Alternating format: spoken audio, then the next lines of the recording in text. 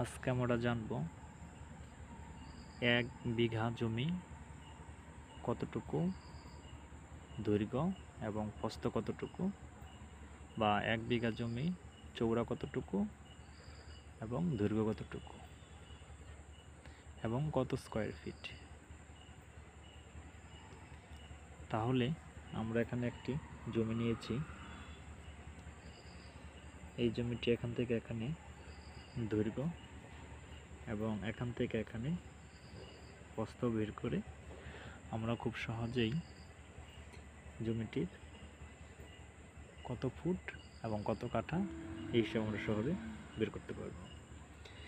আমরা এর আগের ভিডিওতে দেখেছি 1 শতক জমি কত ফিট লম্বা, কত ফুট প্রস্থ এবং দৈর্ঘ্য কত, প্রস্থ কত, এবং দেখেছি 1 ডিসিএম বা 1 ডেসিমাল জমি কতটুকু দৈর্ঘ্য, কতটুকু প্রস্থ।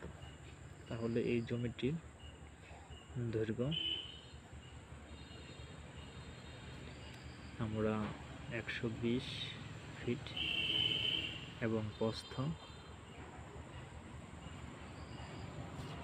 120 ফিট। তাহলে যদি এটা একটা জমি,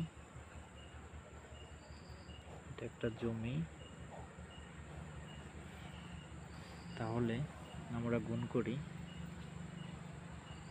জমির ক্ষেত্রফল।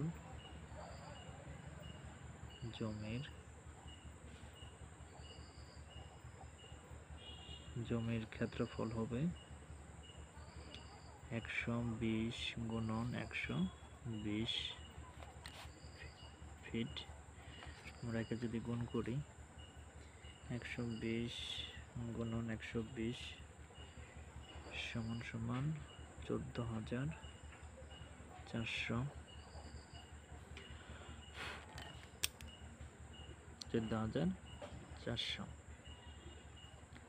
বর্গ ফিট।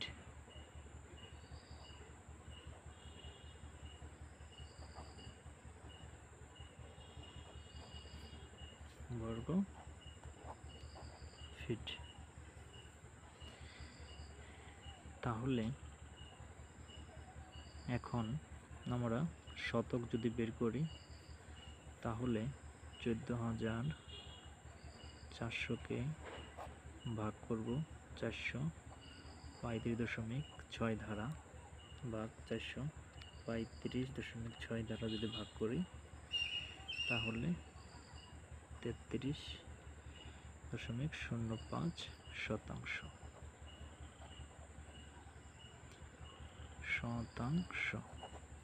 শতাংশ বা ডেসিমাল।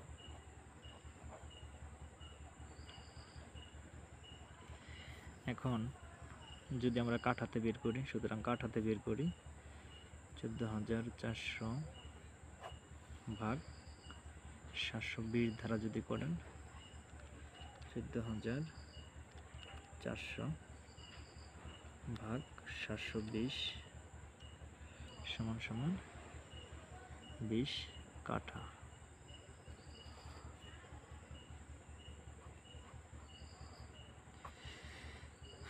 তাহলে আমরা এখানে কি পেলাম? কাঠা পেলাম, না শতাংশ পেলাম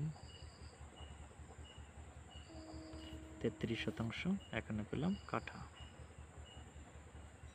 তাহলে 1 বিঘা জমি সমান সমান আমরা দৈর্ঘ্য পেলাম 120 ফিট এবং প্রস্থ পেলাম 120 ফিট।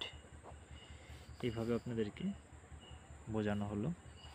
এখন এই জমিটি অনেক সময় আপনার একটু লম্বা হতে পারে, দৈর্ঘ্য একটু লম্বা হতে পারে, প্রস্থ একটু কম হতে পারে। তাহলে মোট স্কয়ার ফিট যাই আসুক আপনাকে 33% মিল করতে হবে। আমি এখানে স্কয়ার আকারে জমিটি দেখেছি, আপনারা চাইলে কম বেশি থাকলে হিসাব করে নেবেন। এছাড়াও যদি বুঝতে সমস্যা হয় তাহলে অবশ্যই আমাদের কমেন্ট বক্সে কমেন্ট করবেন। তাহলে আজকে এই পর্যন্তই, ধন্যবাদ।